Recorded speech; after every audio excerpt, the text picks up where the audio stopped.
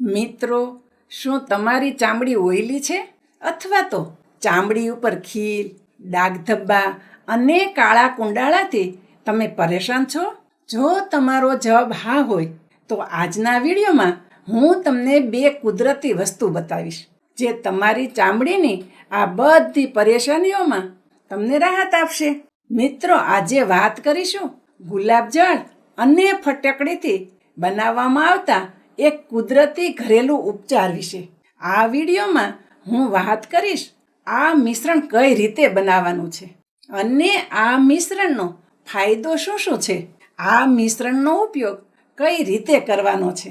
તો ચાલો વિડીયોની શરૂઆત કરીએ. હવે વાત કરીએ ફટકડીની.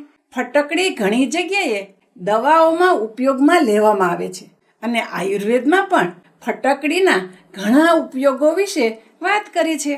પહેલાંના સમયમાં પાણીને ચોખ્ખું કરવા માટે ફટકડીનો ઉપયોગ કરતા હતા.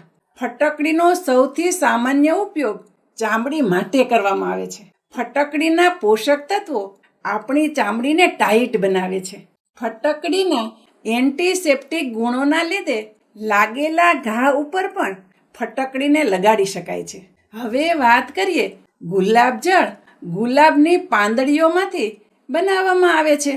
ગુલાબજળ તમારી ચામડીને ફ્રેશ અને ક્લીન રાખે છે.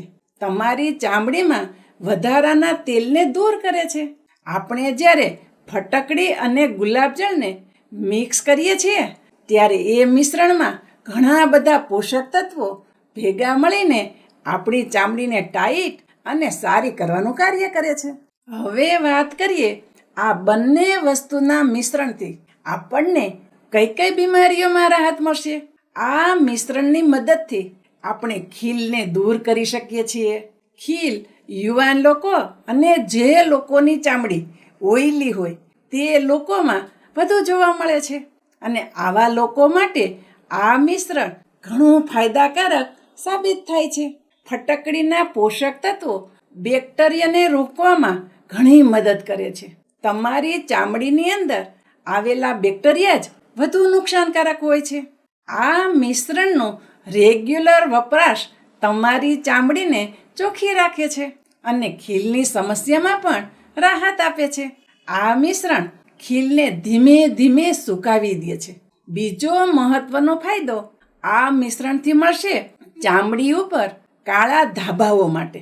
અને જો આ કાળા ધાબા મોટા થઈ જાય તો આપણી ચામડી ખૂબ ખરાબ દેખાતી હોય છે અને આ ચામડીમાં ઘણી વખત ધૂળ અને રજ જમા થતી હોય છે, જેને કારણે તે ચામડી વધુ ખરાબ દેખાતી હોય છે.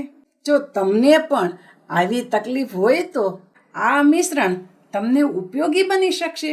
ફટકડીના પોષક તત્વો તમારી ચામડીને ટાઈટ બનાવે છે અને તે કાળા ધબ્બાને નાના કરવાનું કાર્ય કરે છે. એટલે તમારી ચામડી એકદમ સ્મૂથ અને ચોખ્ખી દેખાવા લાગે છે. અને સાથે આપણે આ મિશ્રણમાં ગુલાબજળ નાખીએ છીએ એટલે ગુલાબજળના પોષક તત્વો તમારી ચામડી ઉપર સારી રીતે કાર્ય કરે છે. આ મિશ્રણનો તમે રેગ્યુલર ઉપયોગ કરશો તો અમુક સમયે તમને ઓટોમેટિક તમારી ચામડીમાં ફેરફાર દેખાવા લાગશે. જે લોકોની ચામડી વધુ સેન્સિટિવ હોય તે લોકો માટે આ મિશ્રણ ખૂબ જ ફાયદાકારક છે. સેન્સિટિવ ચામડીવાળા લોકો હંમેશા કોઈ પણ વસ્તુ વાપરતા પહેલાં ખૂબ જ વિચારતા હોય છે, કારણ કે તે લોકોની ચામડીને એલર્જીના લીધે વધુ કેમિકલવાળી વસ્તુ વાપરવાથી તેની ચામડી ઉપર ખીલ, દાણાઓ, કાળા ધબ્બાઓ અને ચહેરા ઉપર લાલ ટપકા અને સોજો દેખાવા લાગે છે.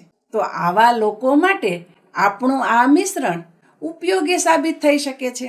ફટકડીના પોષક તત્વો ચામડીને નુકસાન કર્યા વગર ચામડીને ચોખ્ખું કરવાનું કાર્ય કરે છે અને આ મિશ્રણ તમારી ચામડીને રક્ષણ આપવાનું કાર્ય કરે છે. તમારી ચામડી મુલાયમ રહે અને સાથે સાથે તમારી ચામડી એકદમ હેલ્ધી પણ રહે છે. એટલે આ મિશ્રણનો રેગ્યુલર ઉપયોગ જે લોકોની ચામડી સેન્સિટિવ હોય તેને પણ ફાયદો મળે છે. સેન્સિટિવ ચામડી પછી હવે વાત કરીએ ઓઈલી ચામડી માટે. હંમેશા લોકો ઓઇલી ચામડીથી પરેશાન રહેતા હોય છે, કારણ કે ઓઇલી ચામડીના લીધે ખીલની સમસ્યા જોવા મળતી હોય છે. ફટકડી અને ગુલાબજળનું મિશ્રણ આવા લોકો માટે પણ ફાયદો કરે છે. આ મિશ્રણને લગાવવાથી તમારી ચામડી ઉપરનું વધારાનું તેલ દૂર થશે અને આ ઉપચારના કારણે તમારી ચામડી સાવ સુકાઈ પણ નથી જતી. આ મિશ્રણનો રેગ્યુલર વપરાશ કરવાથી તમારી ચામડી એકદમ ચોખ્ખી અને સ્વસ્થ દેખાશે. આ મિશ્રણ સૂર્યપ્રકાશથી ચામડી બળવામાં પણ રક્ષણ આપે છે. હવે વાત કરીએ આ મિશ્રણને આપણે કઈ રીતે બનાવવાનું છે અને કઈ રીતે તેનો વપરાશ કરવાનો છે. એક સાફ વાટકામાં નાની ચમચી ફટકડીનો પાવડર લેવાનો છે અને તેમાં 100 ml જેટલું ગુલાબજળ મિક્સ કરો. આ મિશ્રણને સરસ રીતે મિક્સ કરવાનું છે. ફટકડી ઓગળી અને ગુલાબજળમાં મિક્સ થવી જોઈએ. હવે આ મિશ્રણને તમે એક બોટલની અંદર સ્ટોર કરી લ્યો. રોજ રાત્રે ચહેરો ધોયા પછી રાત્રે સૂતા પહેલા તમારા ચહેરા ઉપર અથવા તો હાથ અને પગ ઉપર આ મિશ્રણથી હળવા હાથે મસાજ કરો. ત્યાં સુધી મસાજ કરવાનું જ્યાં સુધી તમારી ચામડી આ મિશ્રણને શોષી ન લે. હંમેશા કોઈ પણ નવી વસ્તુ ટ્રાય કરતા પહેલા એ વસ્તુ તમારી ચામડી સાથે શૂટ થાય છે કે નહીં તે માટે શરીરની ચામડીના નાના ભાગ ઉપર એક વખત ટ્રાય જરૂર કરી લેવી જોઈએ, જેને પેચ ટ્રાય કહેવાય છે.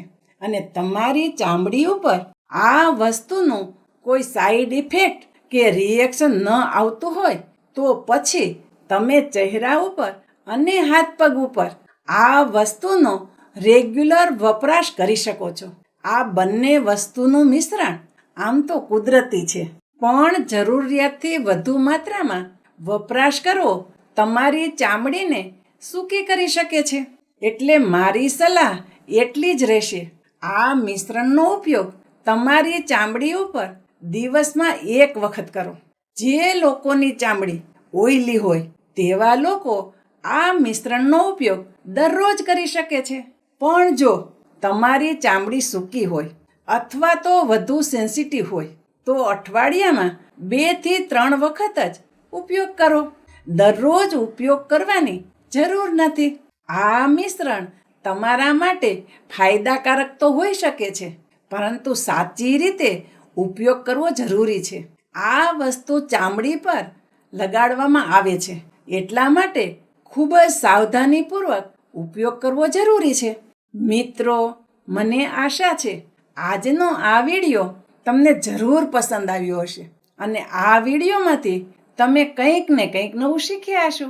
જો વિડીયો તમને સારો લાગ્યો હોય તો વિડીયોને લાઈક અને ચેનલ ઉપર નવા હોય તો ચેનલને સબસ્ક્રાઈબ પણ કરો અને બધા લોકો સાથે શેર કરો.